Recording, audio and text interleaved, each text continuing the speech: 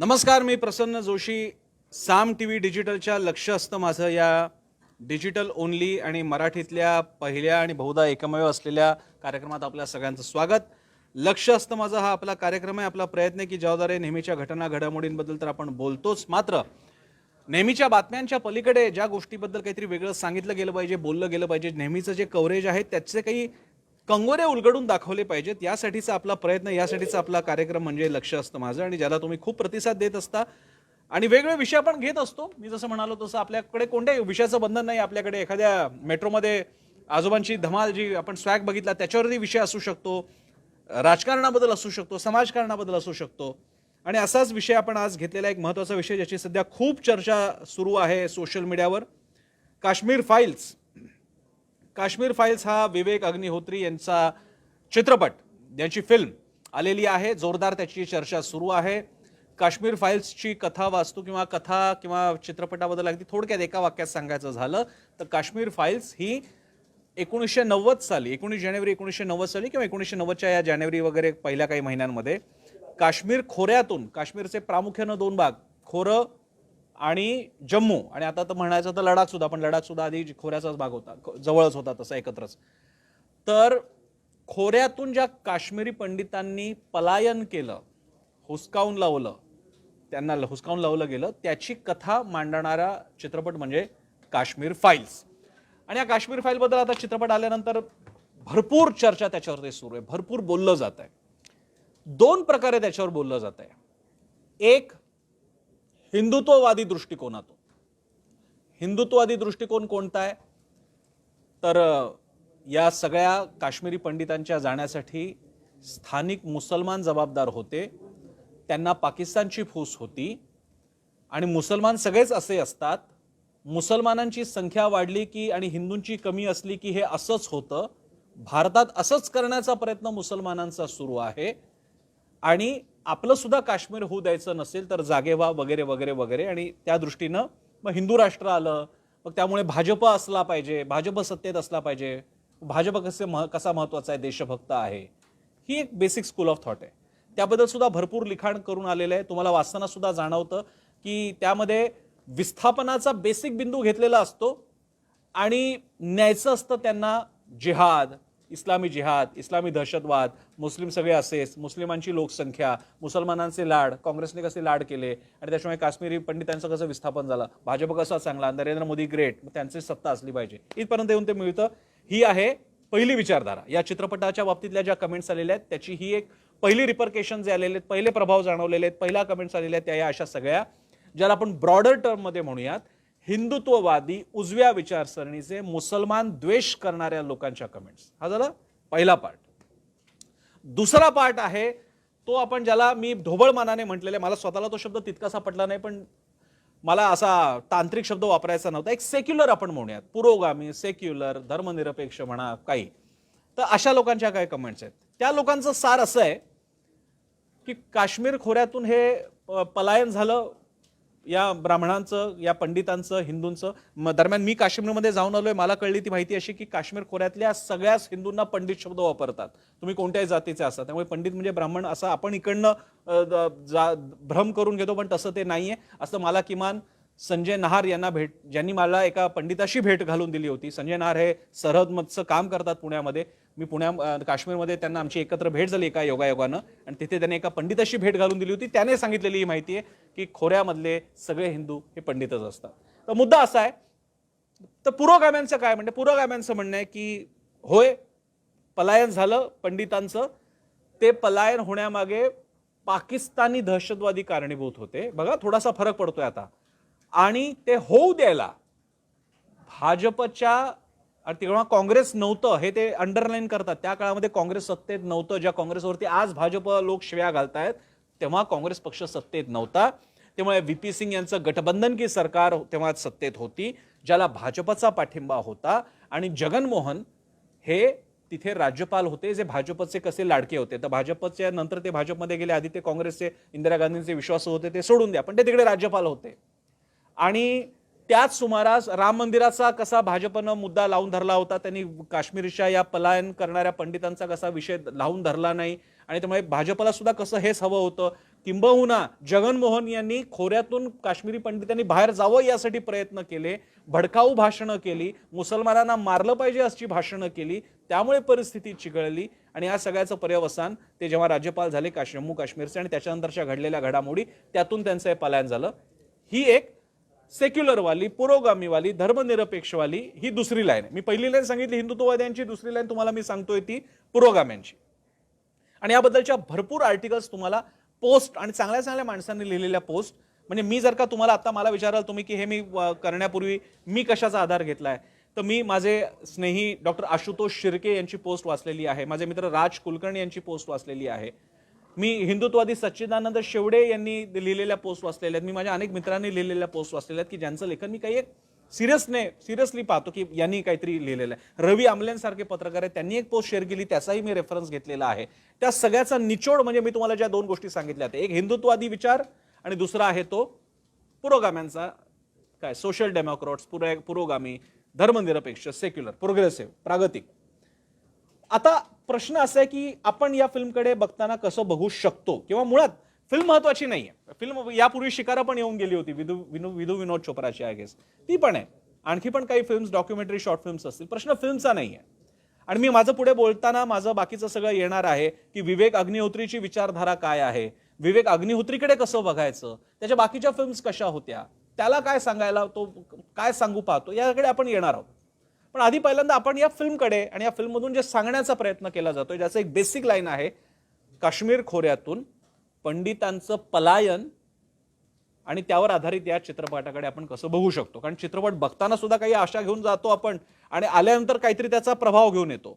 आणि त्यावेळी आपण हे लक्षात घेत नाही की हा चित्रपट बनवलाय कोणी, एका अशा माणसाने बनवलाय. कारण हा तिसरा अँगल सुद्धा लक्षात ठेवला पाहिजे की जो प्रामुख्यानं विचारधारेच्या बाबतीत हा प्रामुख्यानं उजवीकडे, हिंदुत्ववादाकडे, भाजपकडे सरकणारा वाटतो. आणि हे तर स्वतः अमान्य करत नाहीत, आणि चांगली गोष्ट आहे. मी त्या सगळ्यांचे आभार मानतो की जे जाहीरपणे सरळ म्हणतात वा मी उजवा आहे, मी हिंदुत्ववादी आहे. खूपच बरं आहे.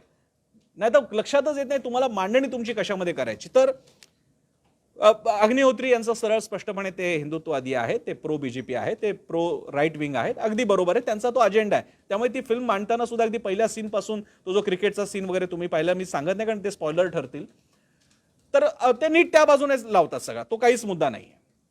अत्याचार झाले का, नक्कीच अत्याचार झाले. पण ज्या गोष्टीबद्दल दोन टोकं गाठली जात आहेत पुरोगाम्यांकडून आणि या हिंदुत्ववाद्यांकडून, आपल्याला फक्त त्याच्यामध्ये जरा विचार करावा लागेल, कारण आपण नाही तर वाहून जाऊ त्यांच्या सगळ्या गडबडीमध्ये. पुरोगामींना जणू काहीच घडलेलं नाहीये. नेमकं काय घडलं त्याची जी त्याचं गांभीर्य आहे ते न करता मग काय आता काय तुम्ही याच्याबद्दल बोलता, गोधरा फाईल्स पण काढल्या पाहिजेत, श्रीकृष्ण मिशनच्या फाईल्स पण काढल्या पाहिजेत, कमिशनच्या फाईल्स पण काढल्या पाहिजेत, खैरलांजीच्या फाईल्स पण काढल्या पाहिजेत. बरोबर आहे, पण मग त्या फाईल्स काढल्या पाहिजेत. मग आता या काश्मीरबद्दल बोलायचं की नाही? तुम्ही काय अंडर एस्टिमेट करू पाहताय या अशा चर्चेतून? म्हणजे आपण काश्मीरमधल्या पंडितांच्या पलायनाचा मुद्दा घेत असताना असं मग गुजरात फाईल बद्दल पण बोललं पाहिजे, जरूर बोललं पाहिजे. पण मग याच्याबद्दल का नाही बोलायचं? आता याबद्दल का नाही बोलत? आता विषय हा चाललाय, हा आपला विषय. त्यामुळे मी पहिल्यांदा आपण स्ट्रेट अवे पहिल्यांदा मी याकडे कसं बघतो हे मी मांडतो. तुम्हाला हवं तर तुम्ही घेऊ शकता, तुम्हाला पटला तर ठीक, नाहीतर शेवटी तुमचा अधिकार आहे तो वैचारिक. पुढे काही सांगण्यापूर्वी मी तुम्हाला किस्सा सांगतो. फार मोठे मेपू रेगे नावाचे फार मोठे तत्वज्ञ होते, अभ्यासक होते, चिंतक होते मराठीतले, आणि त्यांनी एकदा फादर फ्रान्सिस दिब्रिटोनवरती एक टीका केली होती त्यांच्या लेखनामध्ये. ते पुस्तक सुद्धा मला नाव नाही आठवणार, पण ते उपलब्ध आहे. दिब्रिटोने एका ठिकाणी असं लिखाण केलं होतं की जगभरात कसे कसे अन्याय झालेले आहेत, त्याच्यामध्ये भारतामध्ये सनातन्यांकडून कसे दलित मागासवर्गीयांवरती अन्याय झाले, आणखी कोणाकडनं कसे कोणावरती अन्याय झाले. म्हणजे बघा, कुणी कुणावर अन्याय केलं हे ते नीट सांगतात ते. पण युरोपमधला जो विच हंट सारखा प्रकार होता किंवा इन्क्विजिशन सारखा प्रकार होता किंवा बाकीच्यांची छळछळवणूक करणं, ख्रिश्चन जे नाही आहेत किंवा बंडखोर आहेत त्यांचा छळछळवणूक, तिकडे मात्र यांच्यावर अन्याय केले गेले असा उल्लेख करतात. तर मेपू रेगेनी त्यांचे असं दाखवून दिलं की फादर दिब्रिटो ही अशी लबाडी का करतायत. ते भारतामध्ये कुणी कुणावर अन्याय केला हे लिहितात, पण युरोपात अन्याय झाला हे लिहितात, कुणी केला ते सांगत नाहीत. की हा व्हॅटिकन चर्चने केला, हा ख्रिश्चन चर्चने केला हे लिहित नाही, ते नुसतं लिहितात अन्याय झाला. तर मग आता पहिल्यांदा काश्मीर फाईल्स बद्दल बोलत असताना मी पहिल्यांदा जी एक तथाकथित आपण पुरोगामी धर्मनिरपेक्ष यांची जी बाजू आहे त्याच्यात एक जे मला वाचायला मिळतं सगळ्या पोस्टमध्ये जे अगदी समान आहे ते असं, काश्मीरमधून पंडितांना हकलवून लावण्यात आलं, पलायन झालं. पहिलं वाक्य नेहमी हेच आहे. आणि मग ते एकदम सरकतात ते राज्यपाल, भाजपचा रोल, व्ही.पी. सिंग यांचा रोल आणि काय बाकी सगळ्या काय गोष्टी होत गेल्या ते याला स्पर्शच करत नाही की काश्मीर खोऱ्यातून 1990च्या जानेवारीमध्ये जे कोण पंडित घुसखोरांकडनं त्यांना हकलवून लावण्यात आलं, ते का हकलवून लावण्यात आलं पहिला प्रश्न, कुणी हकलवून लावलं दुसरा प्रश्न, कशा प्रकारे हकलवून लावलं तिसरा प्रश्न.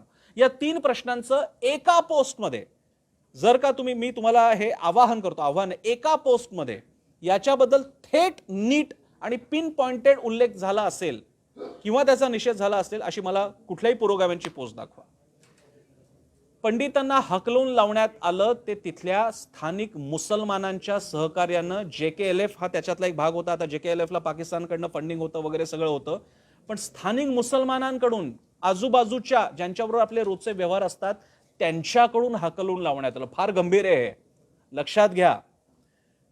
गुजरातमध्ये दंगे झाले पण आजही हिंदू मुसलमान गुजरातमध्ये राहतात. दिल्लीमध्ये शीख विरोधी दंगे झाले पण आजही शीख आणि हिंदू दिल्लीमध्ये मोठ्या संख्येने आहेत. मुंबईमध्ये 93चे दंगे झाले, मोठ्या प्रमाणात दंगे झाले, सारखे दंगे झाले, पण आजही मुंबईत मुस्लिम आणि हिंदू आहेत. पण एक खोऱ्यामध्ये, या काश्मीर खोऱ्यामध्ये असं काहीतरी झालं की पंडितांचं पलायन झालं, त्यांना हुसकावून लावण्यात आलं. कुणाकडून लावण्यात आलं तर कट्टरतावादी, दहशतवादी हे शब्द अपुरे आहेत. पाकिस्तान्यांनी हकलून लावलं हे पण अपुरं आहे. त्यांना हकलवून लावलं ते काश्मीर खोऱ्यातील त्यांच्या आजूबाजूच्या स्थानिक मुसलमानांनी. आणि हे बोलताना कोणताही अडचण करून घेणे, अप्रत्यक्ष बोलणे असं काही करता कामा नये. जसं की मी या बाबतीत बोलताना अनेक ठिकाणी मी अगदी जाहीरपणे काही पोस्टवरती मी लिहिलं सुद्धा, भारतामध्ये मागासवर्गीय आणि दलितांवरती अत्याचार कोणी केले? उत्तर, भारतावर दलित आणि मागासवर्गीयांवरती अत्याचार, अन्याय किंवा तशी जातीची उतरण ही इकडच्या ब्राह्मण्यवादी सनातनी व्यवस्थेने केली. ठीक आहे, कोणी केली अगदी स्पष्टपणे आपण बोललेलो. मग त्याच्यामध्ये ते करणारे ब्राह्मण असू शकतात, अब्राह्मण असू शकतात, कुठल्याही जातीचे असू शकतात. बरोबर. पुढचा मुद्दा, दिल्लीतल्या शीख विरोधी दंगल कुणी केली? तर ती काँग्रेस पुरस्कृत असो किंवा काँग्रेस समर्थकांकडून असो, ते प्रामुख्यानं हिंदू होते. कुणी केली, कुणावर केली? दोन्ही उत्तर आली इथे. हिंदूंच्या, काँग्रेसचे हिंदू म्हणू किंवा काँग्रेसचे हिंदू असो किंवा हिंदू असो, दिल्लीतले हिंदू होते, शिखांवरती त्यांनी केली. गुजरातमधली दंगल कुणामध्ये झाली? आता इथे मी जाणीवपूर्वक शब्द कुणामध्ये म्हणतोय, कुणी केली हे म्हणत नाहीये, कारण गुजरातमधली दंगल दोन्हीकडनं दोन्ही दावे होतात की ती हिंदूंनी पेटवली किंवा मुसलमानांनी पेटवली, पण त्याच्यामध्ये दोघांकडून झाले आणि त्याच्यातली दोघांची माणसं मारली गेली. मुंबईमधले दंगे झाले, हिंदू आणि मुसलमानांचे दंगे झाले. आपण नीट बोलतोय. त्यामुळे काश्मीर खोऱ्यामध्ये कुणी कुणाला हकलवलं? तिकडच्या स्थानिक मुसलमानांनी पंडितांना हकललं, हिंदूंना हकललं, उठवून लावलं, तिकडनं काढून टाकलं, त्यांना पलायन करायला लावलं. त्यामुळे पहिल्यांदा हा स्पॉट आपण क्लिअर नाही करून घेतला तर जगनमोहन काय करत होता, भाजप काय करत होतं, व्ही.पी. सिंग काय करत होतं, हे सगळे हवेतले बार ठरतील. आधी काय घडलं ते बघावं लागेल आपल्याला आणि त्याच्या भोवतीचं मग विश्लेषण आपण समजून घेऊ. काश्मीर खोऱ्यातल्या मुसलमानांनी आणि काश्मीर खोऱ्यातल्या पाकिस्तानमधून आलेल्या नाही. 47च्या नंतर आपल्याला आठवतंय फाळणी जेव्हा स्वीकारली गेली, राजा हरी सिंगने ऍक्सेप्ट केलं, त्याच्यानंतर पाकिस्तानमधून घुसखोर यायला लागले आणि श्रीनगर अशांत होतं, मग नेहरूंनी तिकडे सैन्य पाठवलं वगैरे वगैरे. आपल्याला माहिती आहे तसं इथे नव्हतं. इथे रोजमर्रा की जिंदगी में जो आजूबाजूला मुसलमान असतात किंवा हिंदू असतात त्यांच्यामध्ये क्लॅश झाले आणि त्या मुसलमानांनी हिंदूंना बाहेर काढलं. हे मी म्हणतोय का? मुळीच नाही. हे तुमच्या पुरोगाम्यांना विचारा, ते सुद्धा सांगतील. त्यातून तुम्हाला अधिक माहिती हवी असेल तर कोणत्याही पंडितांना विचारा, त्यांच्या ऑर्गनायझेशन्स आहेत, त्यांच्या चळवळी आहेत, त्यांना विचारा की त्या श्रीनगरच्या खोऱ्यातून तुम्हाला बाहेर जायला कोणी दबाव आणला? ते पाकिस्तानमधून आलेले लोक होते का स्थानिक लोक होते? तर आपल्याला हे स्पष्ट उत्तर द्यावं लागेल. जसं मी मगाशी सांगितलं तुम्हाला, मी क्रोनॉलॉजी सांगितली तुम्हाला की एखाद्या गोष्टीला तर्क कसा लावायचा, कुणी केलं, का केलं, कधी केलं, पण पहिल्यांदा कुणी केलं. झालं, हा पहिला मुद्दा. आता त्याच्या भोवतीचा मुद्दा तो मात्र अस्पष्ट होत जातो आणि त्याच्याबद्दल दोन्ही अँगल्स आहेत. किंवा खोऱ्यामधले मुसलमान इतके का भडकले की ज्यांनी वर्षानुवर्ष आजूबाजूला पंडित राहत होते त्यांच्या बाबतीत हा असा अतिशय वाईट अन्याय केला, अत्याचार केला. काश्मीर फाईल्स मधलं अनेक प्रकारचं वर्णन हे खरं आहे का, अतिरंजित आहे का, शेवटी हे त्यांचे संदर्भ आहेत. पण जेव्हा जेव्हा मला कधी बोलायची संधी मिळाली, मी काश्मीरमध्ये सुद्धा गेलेलो आहे, तिथे सुद्धा मला हे ऐकायला मिळालेलं आहे की आजही तिकडे असं सांगितलं जातं की, म्हणजे जेव्हा कधी कोणामध्ये भांडण होतं की तुम्हाला आठवतं ना 90 मध्ये काय केलं होतं, तुम्हाला झुकायला लाव आणि तुमच्या बायकांना पण झुकायला लाव, तुम्हाला नमाजासाठी आणि तुमच्या बायकांना वेगळ्या कुठल्या कारणासाठी, अशा प्रकारे बोललं जातं. काश्मीरमध्ये सौहार्द आहे, काश्मीरियत नावाचा भंपकपणा कृपा करून आपण विसरला पाहिजे. काश्मीरियत नावाचा कुठलाही प्रकार नाही आहे आणि भारतीयत्वापेक्षा काश्मीरियत मोठं करणं हे म्हणजे महाराष्ट्रानं आपलं महाराष्ट्रीयत्व भारतापेक्षा मोठं करणं जसं ठरेल तसं ठरेल असा कुठलाही प्रकार नाही. हे काश्मीरमध्ये गेलेलं म्हणून मी तुम्हाला सांगतो, मी काही दिवस राहिलेलो आहे तिथे. असा कुठलाही प्रकार नाही आहे. एक अतिशय भोंगळ वातावरण आपल्यासमोर आणलं जातं की काश्मीरियत नावाचा काहीतरी सुंदर दल सरोवर सारखा काहीतरी सुंदर प्रकार आहे, असा मुळीच नाही आहे. काश्मीर खोऱ्यामध्ये प्रिडॉमिनंटली इस्लामिक कल्चर आहे आणि ते तिकडे बरोबर त्याचा वर्चस्व ते ठेवून आहेत. Let's accept it. ते ऍक्सेप्ट नाही केलं तर आपण घोळ घालत बसू आणि त्याचं समर्थन करत बसू. जम्मू आणि श्रीनगर याच्यातला जो फरक आहे तो हा असा कल्चरचा पण पडतो आणि तो आपण समजून घेतला पाहिजे. आणि त्याची सुरुवात 1990 पासून होते, त्याच्या आधीपासून होते, पण 90 मध्ये प्रामुख्याने आपल्याला ते बघायला मिळतं. आता हे का सुरू झालं तर याच्या मागे मात्र वातावरण पाकिस्तानचा हात होता का? नक्की होता. इथे मात्र जे पुरोगामी लिबरल किंवा धर्मनिरपेक्ष मांडणी करतायत ते अगदी बरोबर आहे की इथे पाकिस्तानांचा हात होता, जेकेएलएफचा हात, जेकेएलएफ तर होतेच त्यामध्ये. आणि तिकडनं एक वातावरण असं करण्यात आलं की आपल्याला काश्मीर हा आता आझाद काश्मीर डिक्लेअर करून टाकायचा आहे. आणि ते वातावरण आधीच पेटवलं जात होतं. नंतर ते थेट काश्मीरी पंडितांना हुसकावण्यात त्याचं पर्यावसान झालं आणि मग ते मोठ्या प्रमाणात त्याला एक्झॉडस म्हणा, जेनोसाइड म्हणा, जे काय असेल ते सुरू झालं. त्या शब्दांचे अर्थ नंतर काढत घेतले जातील. आता इथे दोन फाटे फुटतात, कारण आतापर्यंत घडलं याला चॅलेंज नाही करतायत. म्हणजे हे घडलं का, हे कुणी घडलं, कसं घडलं, हे याला चॅलेंज नाही करता येणार. ते कशा प्रकारे घडण्याची प्रक्रिया घडली याबाबतीत दोन मतप्रवाह आहेत. एक, आपण सध्या आता पुरोगामी धर्मनिरपेक्ष यांचं बोलतोय, त्यांचं म्हणणं असं, आणि ते नीट समजून घेतलं पाहिजे,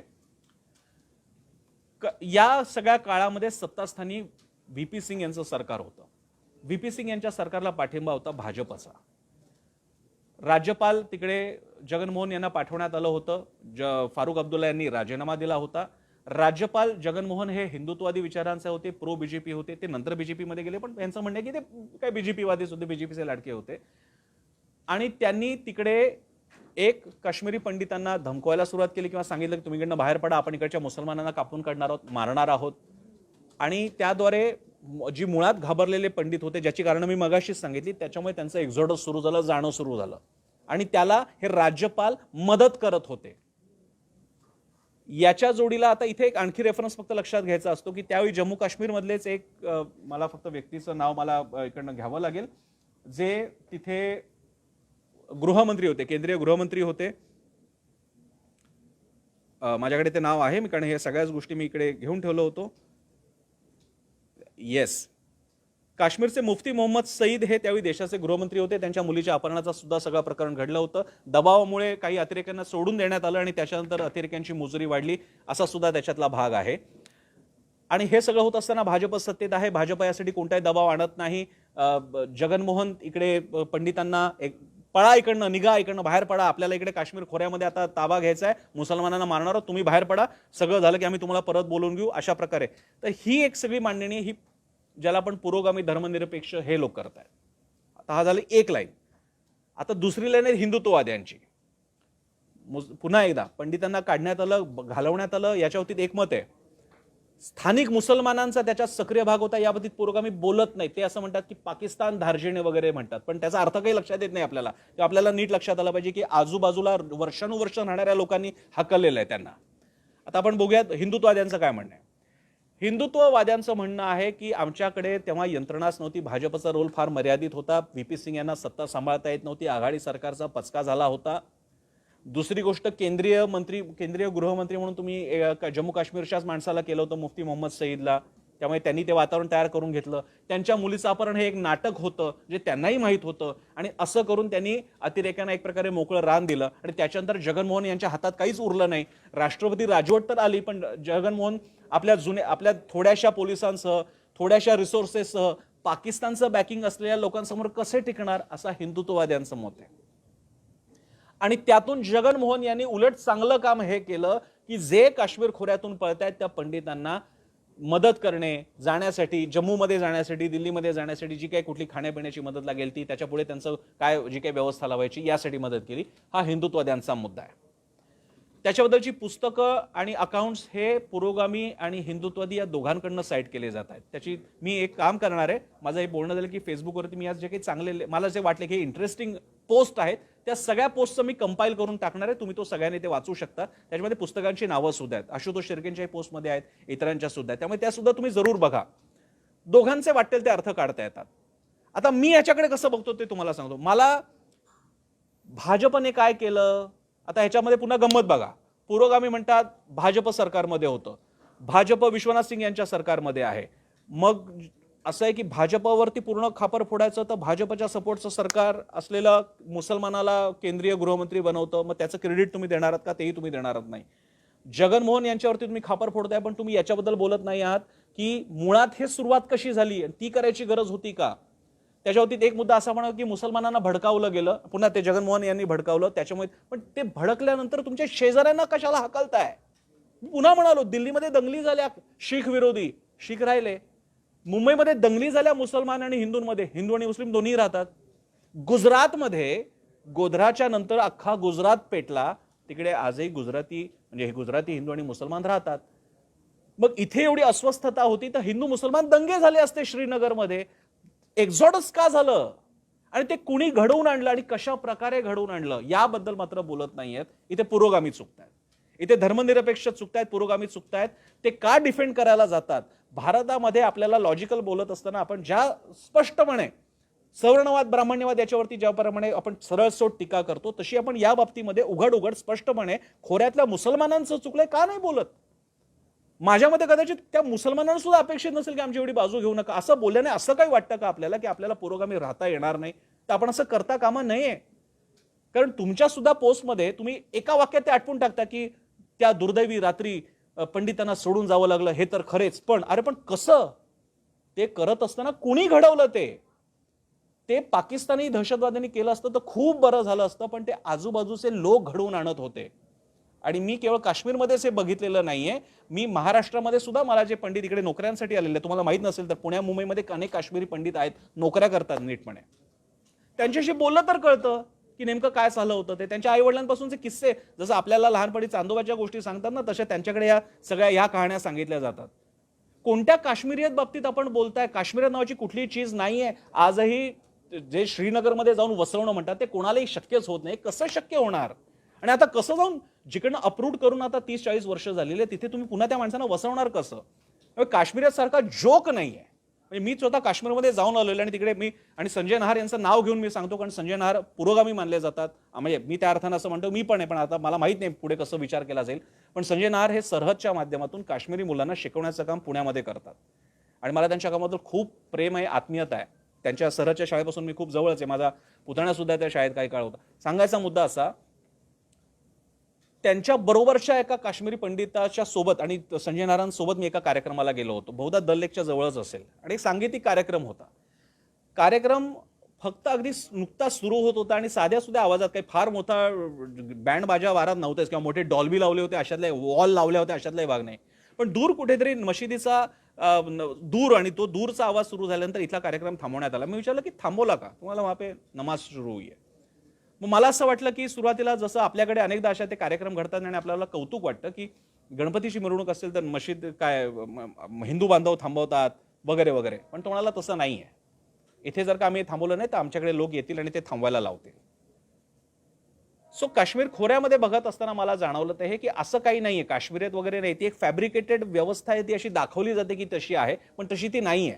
ती खरवडली आणि तुम्ही आतमध्ये लोकांशी बोलत गेलात तर मग हे वास्तव कळतं. तिथे आजही जर का हिंदू मुसलमान भांडण झालं तर सहजपणे सांगितलं जातं की जे 90 साली आम्ही करून दाखवलं ते परत करून दाखव, जर नीट वागा. हा अनुभव आहे, हे समोर आहे आणि मी हे खूप सहजपणे ऍक्सेप्ट करतो. जे उघडपणे दिसते ते ऍक्सेप्ट नाही करायचं आणि आपलेच खयाली पुलाव बनवायचे, मला ते शक्य नाहीये. आता आपण हिंदूंकडे येऊया, हिंदुत्ववाद्यांकडे येऊया. आता हिंदुत्ववादी काय करतात? या घटनेचा वापर करून अल्टिमेटली ते काय करतात की मुसलमान वाईट, मुसलमानांची जास्त संख्या झाली की हिंदूंवरती अन्याय होतो. बघा खोऱ्यामध्ये काय झालं, त्याच्यामुळे हिंदूंचा डॉमिनन्स हवा आणि त्याच्यामुळे भाजप हवा आणि त्याच्यामुळे नरेंद्र मोदी हवेत आणि प्रामुख्याने ते हजारो वर्षांपर्यंत पुढे हे डॉमिनन्स हवा. आता इथे हिंदुत्ववाद्यांना हा प्रश्न विचारायचा आणि मी हा अग्निहोत्रींना पण विचारेन. माझ्या नंतरच्या पार्टमध्ये मी अग्निहोत्रींकडे येणारच आहे. अग्निहोत्रींचा जरा वेगळा आपल्याला अकाउंट थोडासा चेक करायचाच आहे की ज्याप्रमाणे तुम्हाला या 90च्या दशकामध्ये काय 90च्या सालामध्ये काश्मीरी खोऱ्यातल्या पंडितांबद्दल जेवढं तुम्हाला एक असं प्रेम उमाळून येतं, त्यांना अप्रूट करण्यात आलं, त्यांच्या घरातून हुसकावण्यात आलं, बाहेर काढण्यात आलं, त्यांच्यावर अन्याय झाले आणि यासाठी तुम्ही फिल्म बनवताय. त्या फिल्मबद्दल रडणाऱ्या लोकांचे आणि स्त्रियांचे आणि पुरुषांचे कितीतरी व्हिडिओज तुम्ही सर्क्युलेट करता, ते बघून मला सुद्धा भरून आलं. पण मग त्याच प्रकारे या भारतामध्ये गेल्या 5000 वर्षात जो मागासवर्गीयांवर अत्याचार झाल्या त्याच्याबद्दल एखादी मनुस्मृती फाईल नावाची फिल्म सुद्धा बनायला हवी का? काश्मीरी पंडितांना कदाचित वसवण्यात येईल, त्यांना तर नंतर नोकऱ्या पण मिळाल्या असतील, त्यांचं थोडं तरी भलं झालं असेल, थोडं, सगळं नाही, पण किमान या 4-5 हजार वर्षामध्ये भारतामध्ये या ज्या गोष्टी झाल्या, जो प्रचंड मोठा ब्रेन ड्रेन भारतामध्येच घडला आणि त्यासाठी जातीय संघर्षाचा इतिहास म्हणूनच तर पुढे घटनेमध्ये आपल्याला विविध प्रकारचे पुरोगामी मूल्य आणावी लागली, त्यांचं काय करायचं? मग या मनुस्मृती फाईल्सचं काय करायचं? अनेक जण म्हणतात गोधरा फाईल निघाली पाहिजे, आता काय गुजरात फाईल्स काढली पाहिजे, जरा श्रीकृष्ण कमिशन फाईल सुद्धा आल्या पाहिजेत. माझं वेगळं म्हणणं आहे, माझं म्हणणं मनुस्मृती फाईल्स का नाही? मनुस्मृती फाईल्सच्या माध्यमातून मग नेमकी व्यवस्था तरी काय होती त्याच्याबद्दल सुद्धा चर्चा होऊ द्या, त्याचे कोणाला कसे तोटे झाले ते तरी बघू द्या. ते सुद्धा तितक्याच खुल्या मनाने हिंदुत्ववादी करणार आहेत का, बोलणार आहेत का? का तुम्हाला फक्त काश्मीर खोऱ्यातल्या मुसलमानांवरतीच टीका करायची आणि तुम्हाला फक्त ते निमित्त मिळालंय? प्रॉब्लेम असा की तुम्हाला माहिती आहे की हा मुद्दा इतका पिन पॉइंटेड आहे की त्याच्यात पुरोगामी सुद्धा एका लेवल नंतर पुढे काही तुम्हाला उत्तर देऊ शकत नाही, कारण ते खरंच झालेलं आहे. स्थानिक मुसलमानांनी तिथल्या पंडितांना हाकललं हे उघड आहे, हे घडलेलं नाही. तर ते जात का होते विचारावं लागेल. काही टाइमपास म्हणून जात होते का? जगनमोहनने काय पोलीस घुसून घरातून बाहेर काढत होते का? याचंही उत्तर द्यावं लागेल. सो त्यामुळे हा जरी तुमच्याकडे पॉइंट असला टू स्कोर, पण त्याचवेळी तुम्हाला हेही उत्तर द्यावं लागेल, बात निकलेगी तो बहुत दूर तलक जाएगी. कशा कशाच्या फाईल्स आपण काढणार आहोत, कशा कशामध्ये गुंतवून राहणार आहोत आणि या भूतकाळाचे कड आणून आपण नेमकं आज काय सांगू पाहतोय.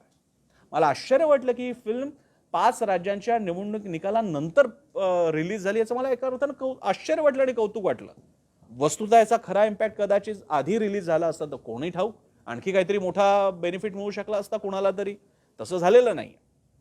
असो, याच्यानंतर मी आता येणार आहे ते विवेक अग्निहोत्री यांच्याकडे. विवेक अग्निहोत्री यांच्या बाबतीत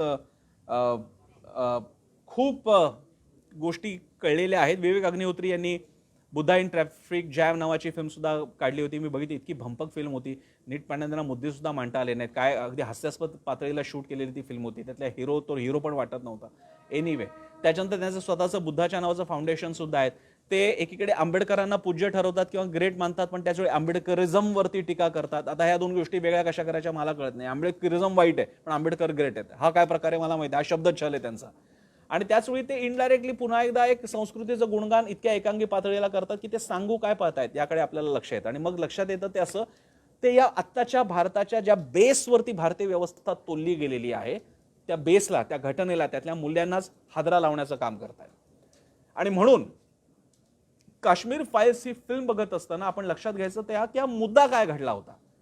त्यातल्या घटना हे सिनेमॅटिक लिबर्टी आहे, ती कशी दाखवायची हा पूर्ण अग्निहोत्री यांचा अधिकार आहे. पण म्हणून अनेक व्हिडिओजमध्ये जे हिंदू, बहुतांश ते हिंदूच असतील, ते म्हणतात की ये आज सच इतिहास हमें पता चला है. अरे बाबा, इतिहास आहे असं कोण म्हणतंय? स्वतः अग्निहोत्री जरी म्हणतायत का की हा इतिहास हा फार मोठा शब्द आहे, तो वापरताना खूप सांभाळून वापरला पाहिजे. ते इंटरप्रिटेशन आहे. काश्मीर फाईल्स हे विवेक अग्निहोत्री नावाच्या माणसाचं सिनेमॅटिक इंटरप्रिटेशन आहे की हे असं असं मला म्हणायचं.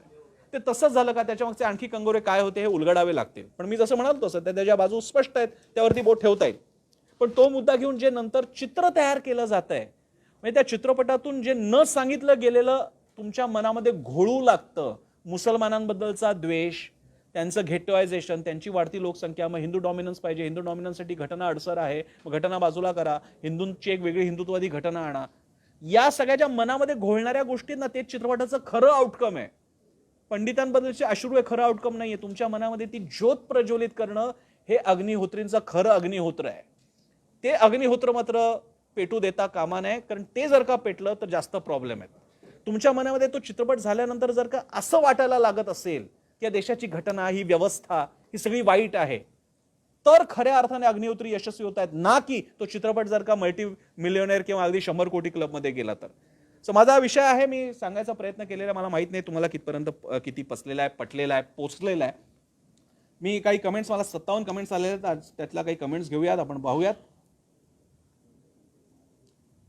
पुरुषोत्तम कारकल यांनी सार्कॅस्टिक कमेंट केली आहे, आता काश्मीरी पंडितांनी मुस्लिमांवर अत्याचार केले एवढंच म्हणायचं राहिलेलं आहे. सतीश चाफेकर म्हणतात घटना घडल्या, उद्या हे गोधरा फाईल्स काढू देतील किंवा जस्टिस लोया असं म्हटलेलं आहे. स्वामी निश्चलानंद म्हणतात पिक्चर साला म्हणून चांगलीच आग लागलेली दिसते. काश्मीर चिघळवणाऱ्यांनी ते केवळ इस्लामी आतंकवाद्यांच्या जोरावर पेटवलं, मात्र आम्ही त्यांच्याकडे हिंदुत्वही म्हणून बनवून पाहायचं नाही. चांगला न्याय आहे. मुस्लिमांनी हिंदूंवर उघड अत्याचार आणि हिंसाचार केला, हे विसरायचा काही नवा बाबरमती फॉर्म्युला आहे का? स्वामी निश्चलानंद हे अनेकदा माझ्या पोस्टवरती कमेंट्स करत असतात. मला त्यांची बौद्धिक झेप माहीत नाही आहे. अशा लोकांनी खरं तर एकदा व्यक्तिगत भेटलं पाहिजे, म्हणजे त्यांना असं की त्यांना एकदा कल्पना तरी येईल की आर्ग्युमेंट आणि डिस्कोर्स काय असतो. आता ते म्हणतात की मुसलमानांनी हिंदूंवर उघड अत्याचार आणि हिंसाचार केलाय, विसरायचा काही फॉर्म्युला आहे का? ठीक आहे, तुम्हाला तो विसरायचा नसेल तर माझ्या या प्रश्नाचं उत्तर द्या की मनुस्मृती फाईलचं काय करायचं. आणि मग जर का त्याच्यात घुसले, भारतातले सगळे मागासवर्गीय म्हणाले की आमच्यावर झाले अन्याय, त्याची पण आम्हाला भरपाई द्या, त्याचं सुद्धा आम्हाला दुःख आहे, त्याची भरपाई आपण कशी करणार आहोत? 5,000 वर्षांपर्यंत एक विशिष्ट वर्गाला वरतीच येता येत नाही. भारतामधले राजे कोण राहिले, भारतातले विद्वत कोण राहिले, तेच का राहिले, इतर का होऊ शकले नाहीत, याची उत्तर आपल्याला द्यावी लागतील. त्यामुळे स्वामीजी थोडासा अभ्यास आपल्याला करावा लागेल. अभ्यासासाठी अभ्यास करावा लागतो. आपल्याला एखाद्या ठिकाणी फक्त काय म्हणू, भिक्षापात्रामध्ये मिळणाऱ्या अन्नावरती पोचलेली बुद्धिमत्ता असून चालत नाही, असं माझं स्वतःसाठीचं मत आहे. मला इतरांसाठी काही म्हणायचं नाही, ही माझी स्वतःची धारणा आहे. मोहन भोईर म्हणतात मुळात हिंदुत्व अजेंडा व सेक्युलर अजेंडा यापेक्षा काश्मीर फाईलचा चित्रपटचा फेक अजेंडा. त्याचं काय? काश्मीरी मुसलमान आणि काश्मीरी पंडित एकाच वंशाचे लोक आहेत. जर काश्मीरी पंडितांना काश्मीरी मुसलमानांनी हाकले तर सर्व मुसलमानांविरुद्ध प्रोपोगंडा का? एकतर एकाच वंशाचे लोक आहेत वगैरे वगैरे. आय गेस दोन गोष्टींचे आपण गल्लत करू लागतात. म्हणजे माणसांचे पुन्हा रूट्स काढले तर फार निवडक वंश आहेत, त्याचीच ही बाकीची इंटरप्रिटेशन्स आहेत. पण अशा गोष्टीचा घोळ नाही करायचा. आता ते हिंदू आहेत आणि ते मुसलमान आहेत, त्यांच्यामध्ये क्लॅश झाले आणि पुढे काय झालं ते आपण आलेलं आहे.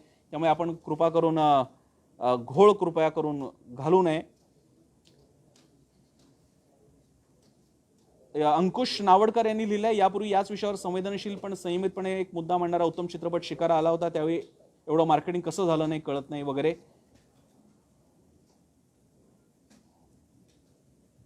अभिजित कुलकर्णी म्हणतात सत्य पाहण्यासाठी हाच भूतकाळ भविष्यकाळात परत होऊ नये यासाठी बघणं गरजेचं आहे.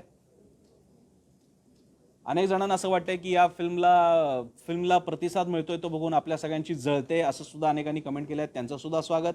विद्याधर तामणकर यांची तशीच कमेंट आहे. अशोक वायकोळे म्हणतात काश्मीरच्या पलीकडे पाकिस्तान, अफगाणिस्तान, इराकच्याही पुढे जाऊन बघावं विकाऊ पत्रकारांनी. नरेश ओझा म्हणतात हिंदुत्ववादी आणि सेक्युलर एजेंडा पलीकडे फक्त दारुल हर्ब एवढंच शिल्लक असेल. सुलभा कांबळे म्हणतात लाखो लोक एका दिवसात हाकलून लावले, स्त्रियांवर बलात्कार केला. आता हजारो लोक, लाखो लोक, काही आकडे आपले लोक देत असतात, पण ठीक आहे, आपल्याला काय अभिव्यक्ती स्वातंत्र्य आहे आपल्याकडे. अशा भरपूर कमेंट्स आहेत, त्यामुळे मी आणखी काही कमेंट्स घेतो. अचानक मला जरा कंट्रोल याच्यावरचा गेला.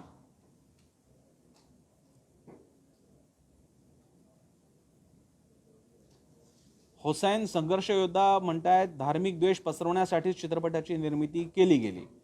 निरंजन लिमय म्हणतात डावे लोक दहशतवादी आणि पुरोगामी ही तिसरी बाजू आहे. डाव्यांना आणि दहशतवाद्यांना नक्की माहिती आहे त्यांना काय हवंय वगैरे वगैरे.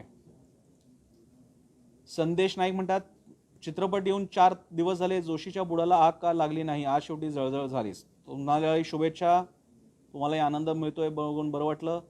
भास्कर पुंडे म्हणतात भक्तांना सांगा की तेव्हा व्ही पी सिंग पंतप्रधान होते आणि भाजप त्यांचा समर्थन होता, राज्यपालही भाजपचा होता. एकतर त्यांना इतिहास नीट माहीत नाही आणि पुन्हा एकदा मूळ मुद्द्यापर्यंत कोणाला जाता येत नाहीये.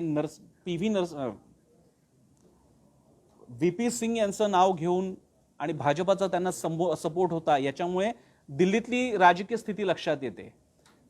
पंडितांना का हकलण्यात आलं, कुणी हकललं, कशा परिस्थितीत हकललं, याबद्दल आपण भिडलं पाहिजे, ज्याची उत्तरं मी मगाशीच दिलेली आहेत. आणि आणखी एक, पंडितांचा विषय आला तर भाजप सत्तेत होता असं म्हणणं, याचा अर्थ म्हणजे मुळात हिंदू हे भाजपवरच अवलंबून आहेत, हिंदूंचा मक्ता फक्त भाजपकडेच आहे. आपण काँग्रेससारखा प्रचंड मोठा पक्ष होताच की. जे नेहरू काश्मीरचे आहेत, अख्खं गांधी घराणं नेहरूंचं पुढे आणि गांधी घराणं काश्मीरमधल्या रूट्सचं आहे. त्या काँग्रेसवरती पण आपल्याला काहीतरी ओनस ठेवावं लागेल, त्यांच्याकडे बोट दाखवावं लागेल.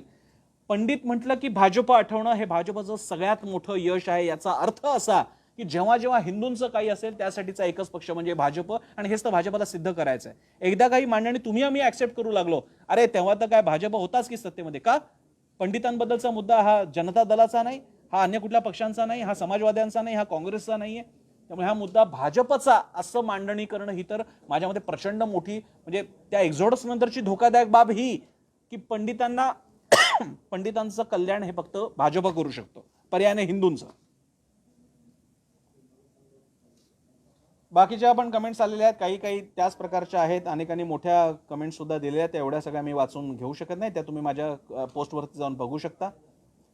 तर अशा या सगळ्या माझ्या काय म्हणू त्याला विविध प्रकारच्या मुद्दे आलेले आहेत. मी सांगायचा प्रयत्न केलेला आहे. त्याच्यापैकी तुम्हाला पटलं असेल तर ठीक. माझा व्हिडिओ तुम्हाला कसा वाटला मला जरूर सांगा. मी सोशल मीडियावर ॲक्टिव्ह आहे. इंस्टाग्राम, फेसबुक आणि ट्विटरवर. आमच्या यूट्यूब चॅनलवरती आमचा चॅनल आहे साम टीव्ही, तो जरूर सबस्क्राईब करा. आमची वेबसाईट आहे samtv.com आणि आमचा ॲप आहे ते डाउनलोड करा. सगळ्यात महत्त्वाचं म्हणजे दररोज न चुकता पहा साम टीव्ही, कारण साम टीव्ही म्हणजे सामर्थ्य महाराष्ट्राचं.